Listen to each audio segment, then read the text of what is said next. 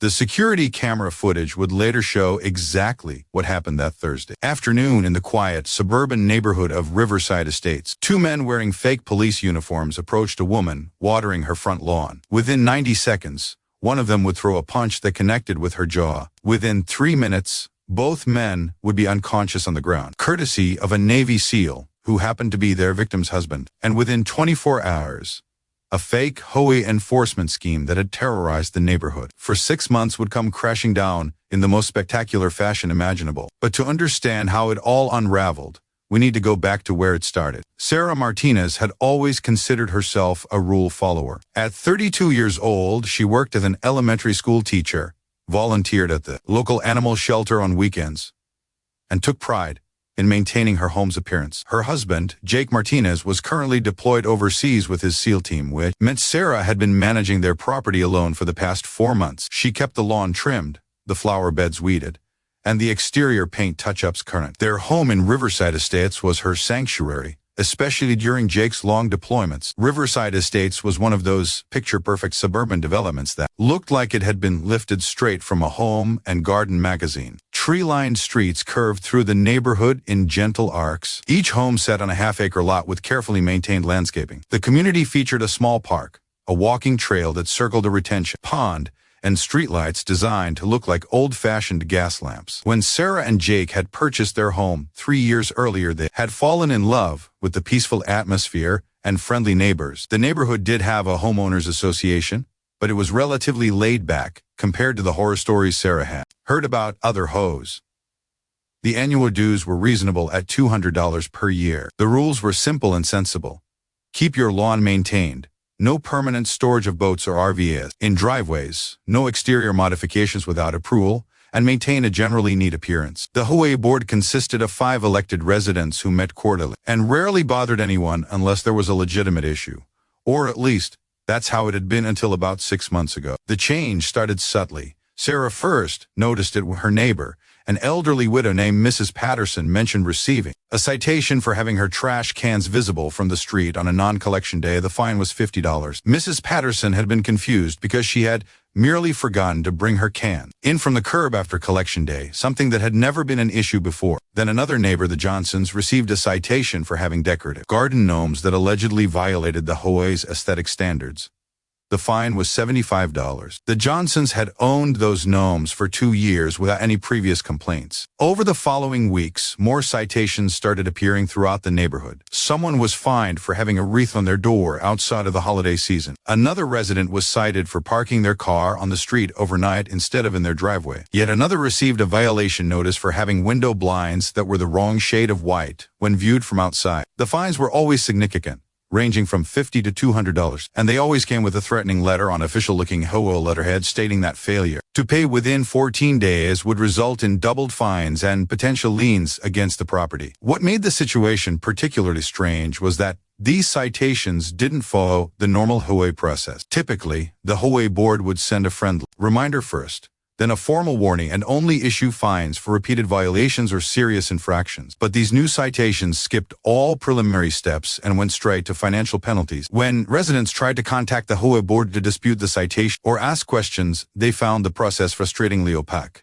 The phone number listed on the citation letters went to a voicemail box that was always full. The email address bounced back as undeliverable. And when people tried to attend the quarterly HOA meetings to address their concerns, they were told the meetings had been canceled due to lack of quorum or rescheduled to dates that conflicted with the neighborhood's availability. Sarah had watched this situation unfold with growing concern, but she had personally avoided any citation. Her property was immaculate, and she followed every rule to the letter. She figured that if she just kept her head down and maintained her home properly, she would avoid whatever was causing this wave of enforcement actions. She was wrong. ACT2, the citation 800-15. The citation arrived on a Tuesday morning in late September. Sarah found it tucked into her mailbox, not delivered by the postal service, but hand-placed there by someone who had walked up to her property. The envelope was thick and official-looking, with the Riverside Estates HOA logo printed on the front. Inside, Sarah found a 3-page document detailing her alleged violation. According to the citation, her property was in breach of HOA regulations due to unauthorized exterior color modification and unapproved landscaping alteration. The fine was listed as $350, payable within 14 days. Sarah read the document 3 times, her confusion growing with each pass. She had not made any exterior color modifications to her home. The house was painted the same soft gray it had been when they purchased it, a color that had been standard for multiple homes in the development. And she certainly had not made any unapproved landscaping alterations. She had planted some new flowers in her front beds 2 weeks earlier, but they were petunias in colors that matched dozens of other gardens throughout the neighborhood. The citation included photographs as evidence. The first photo showed the front of Sarah's house from the street. Someone had circled the front door in red marker, with an arrow pointing to it and a handwritten note that said unauthorized color, violation of CCNR Section 4.7. Sarah stared at her front door in the photo. It was painted a dark blue, the same color it had been for 3 years. Same color as at least a dozen other front doors in Riverside Estates. The second photo showed her flower beds, with another red circle and a note reading unapproved plantings, violation of CCNR Section 6.2. Sarah's petunias looked identical to flowers growing in yards up and down her street. The citations made no sense, but the threat at the bottom of the final page was crystal clear. Failure to pay would result in doubled fines, late fees, potential legal action, and the possibility of a lien being placed on her property. Sarah immediately tried to call the number listed on the citation. As expected, she reached a voicemail box that announced it was full and could not accept messages. She sent an email to the address provided, knowing it would likely bounce back. Then she did what she should have done weeks ago when her neighbors started receiving questionable citations. She looked up the actual HOA board members and contacted them directly. The HOA president was a man named Robert Chen, a friendly accountant who lived 4 streets over from Sarah. She found his personal email address on an old neighborhood directory and sent him a message explaining the citation and asking for clarification. Robert responded within 2 hours, and his email made Sarah's blood run cold. He explained that the HOA board had become aware of fraudulent citations being issued to residents throughout the neighborhood. Someone was impersonating the HOA, using stolen letterhead and fake signatures to send violation notices and collect fines. The board had reported the fraud to the police 3 weeks earlier after multiple residents had brought suspicious citations to their attention. The police were investigating, but they had not yet identified the perpetrators. Robert advised Sarah not to pay the fine and to forward all documentation to both him and the police detective handling the case. He also warned her that the scammers had been escalating their tactics. In addition to mailing fraudulent citations, they had begun showing up at people's homes in person, sometimes wearing fake security uniforms or pretending to be HOA enforcement officers. In one case, they had threatened a resident with immediate legal action if payment was not made on the spot. Sarah felt a chill run down her spine as she read Robert's warning. She forwarded all her documentation to him and the police detective, then filed her own report. The detective, a woman named Lisa Ramirez, called Sarah that evening to take her statement. Detective Ramirez explained that they were dealing with an organized scam that appeared to involve at least 2 or 3 people. The scammers had been clever, targeting residents who were less likely to immediately question authority or push back against official-looking documents. The detective estimated that the scammers had collected somewhere between $15,000 and $20,000 from neighborhood residents over the past 6 months. Most victims have paid the fines immediately, not wanting to risk liens on their properties or legal troubles. Only recently had enough people started comparing notes and questioning the legitimacy of the citation. Detective Ramirez told Sarah to document everything, avoid confrontation if the scammers showed up in person, and call 911 immediately if she felt threatened. She also mentioned that the investigation was progressing, and they expected to identify suspects soon. Sarah thanked the detective and hung up feeling slightly reassured. She decided not to tell Jake about the situation during their next video call. He was dealing with enough stress in his deployment, and she could handle some local scam artists. She would ignore the fake citation, let the police do their job, and the problem would resolve itself. That assumption would prove to be dangerously naive. ACT 3, the confrontation, 15-5. Thursday afternoon arrived sunny and warm, perfect weather for yard work. Sarah had the day off from school due to a teacher planning day, and she decided to spend the time working in her garden. She was particularly proud of the new petunias she had planted, and they were already starting to flourish in the fall sunshine. She put on her gardening gloves, filled her watering can, and headed outside to tend to her plants. She had been working for about 20 minutes when she noticed a white sedan pull up in front of her house and park at the curb. 2 men emerged from the vehicle and Sarah's first thought was that they looked official. Both wore dark blue uniforms that resembled police or security officer attire, complete with badge-like insignia on their shirts and utility belts around their waists. They appeared to be in their late 30s or early 40s, both with stern expressions and an air of authority. One of the men was tall and broad-shouldered with a shaved head and sunglasses. The other was shorter and stockier with dark hair,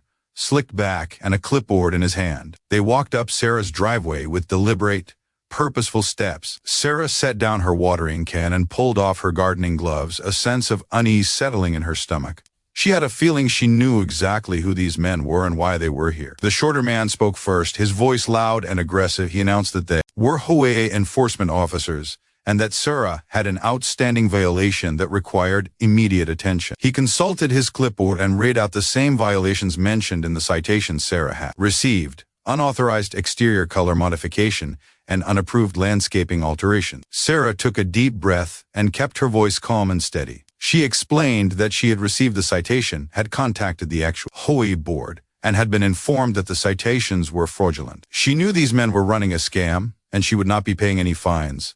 She suggested they leave her property immediately. The reaction from the two men was immediate and aggressive. The taller man with the sunglasses stepped forward, entering Sarah's personal space in a clear attempt at intimidation. He announced that Sarah was interfering with official HOA business, that her refusal to cooperate would result in additional penalties. The shorter man added that they had the authority to place an immediate lien on her property, and that she could face legal consequences for obstruction. Sarah stood her ground, her heart pounding but her voice remaining steady. She repeated that she knew they were scammers, that the police were investigating them, and that they needed to leave. She pulled out her phone and announced that she was calling 911. What happened next unfolded in a matter of seconds, captured perfectly by the security camera mounted above Sarah's garage. The shorter man with the clipboard suddenly lunged forward and grabbed for Sarah's phone, trying to knock it out of her hand. Sarah stepped back, holding the phone away from him. The taller man moved around to Sarah's side, attempting to box her, and Sarah tried to move away from both of them, backing toward her front door. The shorter man shouted that Sarah was under citizen's arrest for HOA violations and interference. He grabbed Sarah's arm, his fingers digging in hard enough to leave bruises. Sarah pulled away, her teacher instincts kicking in from years of breaking up schoolyard scuffles. She told them forcefully to stop touching her and to get off her property. The taller man with sunglasses reached out and shoved Sarah backward. She stumbled but caught her balance. Then, in a moment that would be replayed dozens of times in the following days, the shorter man cocked back his fist and threw a punch directly at Sarah's face. The punch connected with Sarah's jaw, snapping her head to the side. Pain exploded across her face, and she tasted blood in her mouth. She fell backward onto her lawn, landing hard on her hip. The two men stood over her, the shorter one pointing and shouting something about how she should have just paid the fine. Sarah's vision swam, her jaw throbbing with pain. She could hear the men's voices as if from far away, discussing whether they should grab her purse from inside the house or just take the loss and leave. The taller man was arguing that they should cut their losses and go, that this had gotten too hot, that hitting her was crossing a line. Through her dazed state, Sarah heard something else, the sound of a car door slamming, followed by rapid footsteps on the sidewalk. A voice she knew better than any other in the world called out her name. Jake had come home. ACT4, The Reckoning, 25-000-35. Jake Martinez had been scheduled to deploy for another 6 weeks, but his team's mission had wrapped up early, and they had been granted leave 3 days ahead of schedule. He had wanted to surprise Sarah, so he had not told her he was coming home early. He had caught a military transport flight back to the States, then driven 4 hours from the base to their home in Riverside Estates, imagining Sarah's delighted surprise when he walked through the door. Instead, as he pulled onto their street, he saw his wife being punched in the face by a stranger on their own front lawn. Jake's training took over instantly. He assessed the situation in the seconds it took him to stop the car and exit the vehicle. 2 adult males, both appearing physically fit, both wearing fake uniforms, one standing over his wife who was on the ground. Threat level, immediate and active. Rules of engagement, protect and neutralize. Jake was not a large man by Hollywood action movie standards, but he was built like concentrated steel. At 5'10" and 175 pounds, he was all lean muscle and lightning. Fast reflexes, honed by years of the most intense military training in the world. He had operated in some of the most dangerous places on Earth, and he had learned long ago how to switch from calm to combat-ready in a heartbeat. The two scammers did not realize what was happening until Jake was already in motion. He covered the distance from his car to his front lawn in seconds, his movements fluid and purposeful. The taller man with sunglasses turned at the sound of footsteps and had just enough time to register surprise before Jake's fist connected with his solar plexus. The punch was textbook perfect, delivered with precise force to a vulnerable target. The air rushed out of the man's lungs in a whoosh, and he doubled over, gasping and unable to draw breath. Before he could recover, Jake followed up with a strike to the side of the man's head, calculated to disorient without causing permanent damage. The man's sunglasses flew off his face as he crumpled to the ground, conscious but completely incapacitated. The shorter man with the clipboard barely had time to react. He dropped the clipboard and reached for something on his utility belt, perhaps pepper spray or a baton. He never got the chance to use it. Jake closed the distance in a single step, caught the man's reaching arm and used his own momentum against him to execute a perfectly controlled takedown. The man found himself face down on the lawn with his arm twisted behind him in a lock that made any movement excruciating. The entire encounter, from Jake's exit from his car to both scammers being neutralized, had taken less than 15 seconds. Jake kept the shorter man pinned with one hand while pulling out his phone with the other. He called 911, his voice completely calm and professional. He reported an assault on his property and requested immediate police response. He gave the dispatcher their address, confirmed that his wife was injured but conscious, and noted that he had the two suspects detained. Throughout all of this, Sarah was pulling herself into a sitting position on the lawn, her head still spinning, but her shock at seeing Jake already giving way to relief and a tiny bit of amusement at the absolute terror on the shorter man's face as he realized he had just punched a Navy SEAL's wife in front of said SEAL. Jake ended his call with the dispatcher and immediately moved to Sarah's side,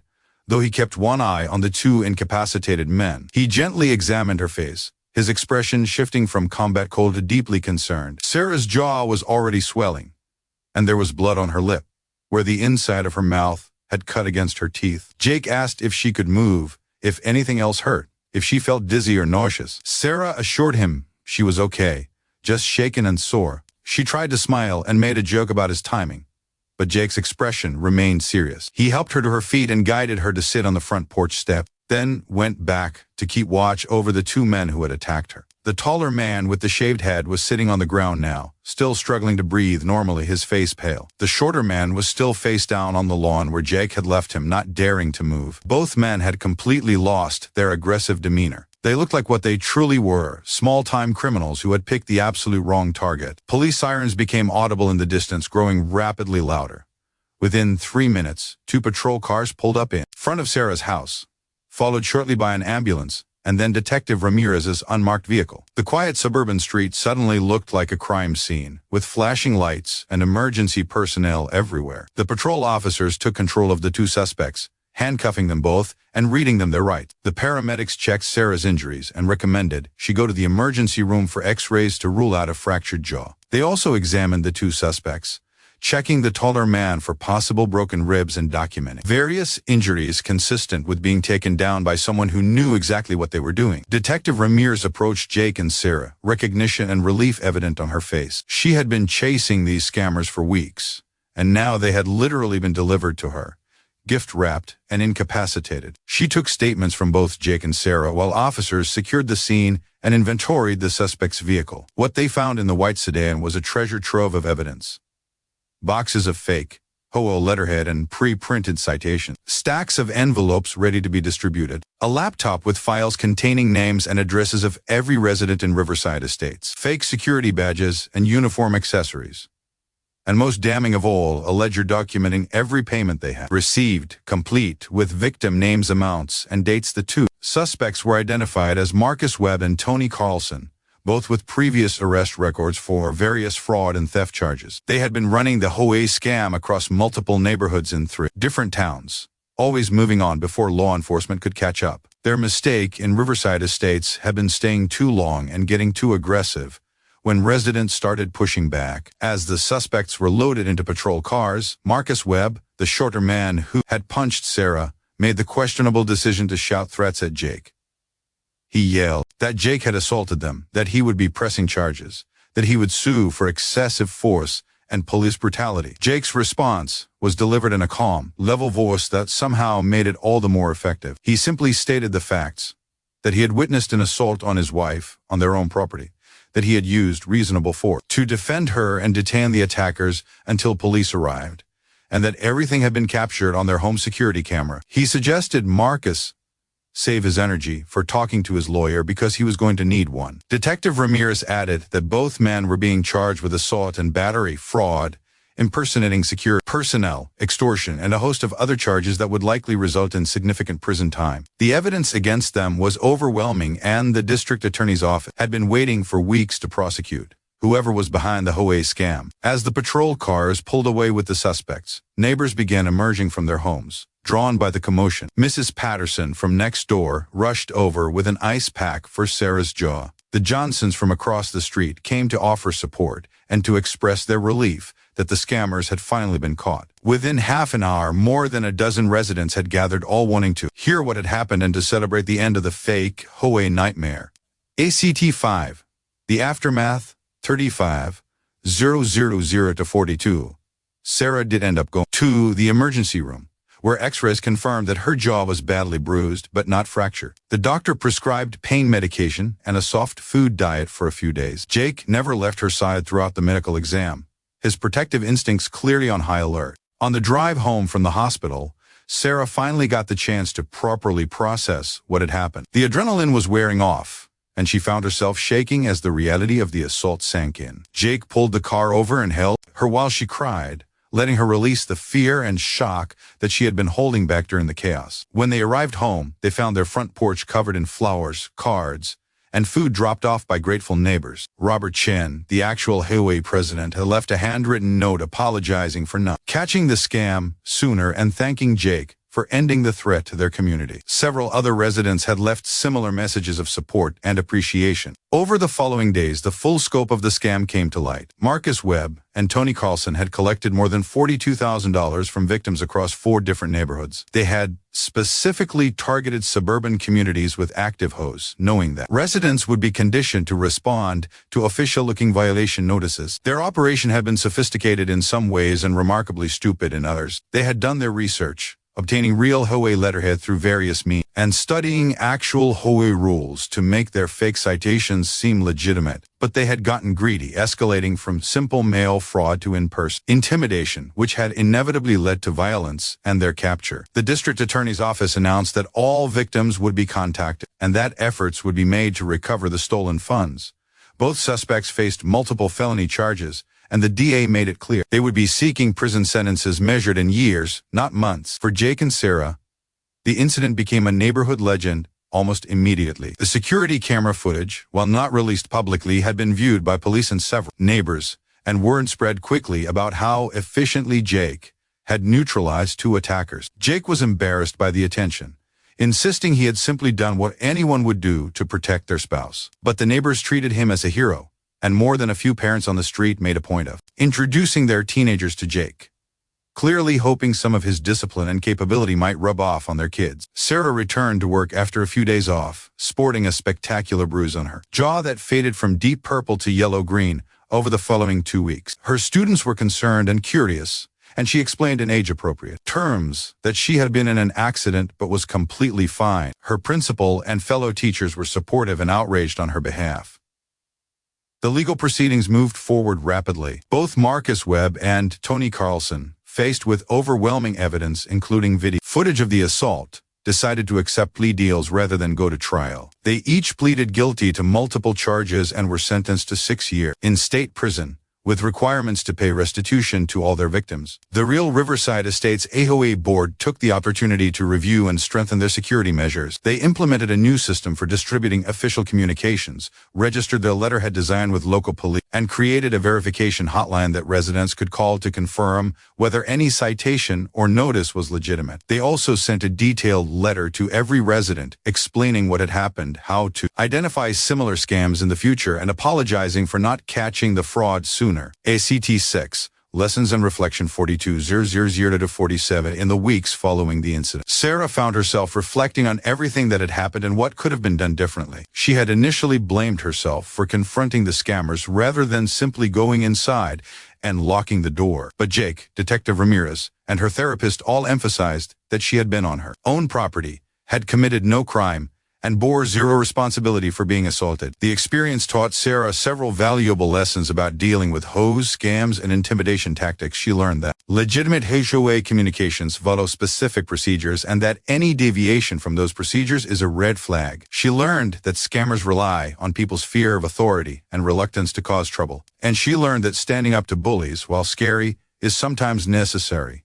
Jake's perspective was more straightforward. He focused on the tactical lessons, the importance of security cameras, the value of maintaining situational awareness, and the need to trust one's instincts when something feels wrong. He also emphasized to Sarah that her decision to confront the scammers, while risky, had ultimately helped end a crime spree that had victimized dozens of people. Detective Ramirez stayed in touch with Jake and Sarah throughout the legal proceedings, and she shared that the investigation had revealed several near misses where other residents had come close to physical confrontations with the scammers. In at least 2 cases, elderly residents had been aggressively intimidated into making immediate cash payments. The fact that no one else had been physically assaulted was largely due to luck rather than restraint on the part of the criminals. The detective also noted that HOA-related scams were becoming increasingly common across the country. Scammers recognized that HOA rules were complex. Residents were often confused about their actual obligations, and the combination of official-looking documents and financial threats was highly effective at extracting money. She encouraged Jake and Sarah to share their story to help raise awareness and prevent others from falling victim to similar schemes. Robert Chen and the HOA board invited Jake and Sarah to speak at a special neighborhood meeting dedicated to discussing the scam and its aftermath. More than 80 residents attended, filling the community center to capacity. Sarah shared her experience, showing photos of the fake citation and explaining how she had identified it as fraudulent. Jake discussed home security measures and what to do if confronted by aggressive individuals claiming to have authority. The meeting was cathartic for many residents who had paid fines to the scammers and felt foolish for being deceived. Several people shared their own experiences, and the common theme was that the scammers had been skilled at creating pressure and urgency that prevented rational decision-making. One elderly couple admitted they had paid $550 in fake fines over 3 months, afraid that they might lose their home if they did not comply. The neighborhood came together in the wake of the incident in a way that strengthened community bonds. People started looking out for each other more actively, sharing information about suspicious activities and supporting those who had been victimized. The HOA board established a neighborhood watch program and created an emergency communication tree for quickly alerting residents to potential threats. For Sarah and Jake personally, the incident reinforced what they already knew, that they were a team capable of handling whatever challenges came their way. Jake's deployment schedule meant that Sarah often had to manage things independently, and this experience proved she was fully capable of doing so. The fact that Jake had arrived home at exactly the right moment felt like fate, but Sarah knew that even if he had not been there, she would have survived, and the scammers would have eventually been caught. ACT 7, Wider Implications, 47,000-49. The story of the fake HOA scam in Riverside Estates eventually made local news, then regional news, and finally caught the attention of a national consumer protection organization. The organization used Jake and Sarah's case as an example in their educational materials about HOA scams and resident rights. Several other neighborhoods in different states reached out after recognizing similar patterns in their own communities, leading to additional investigation and arrests.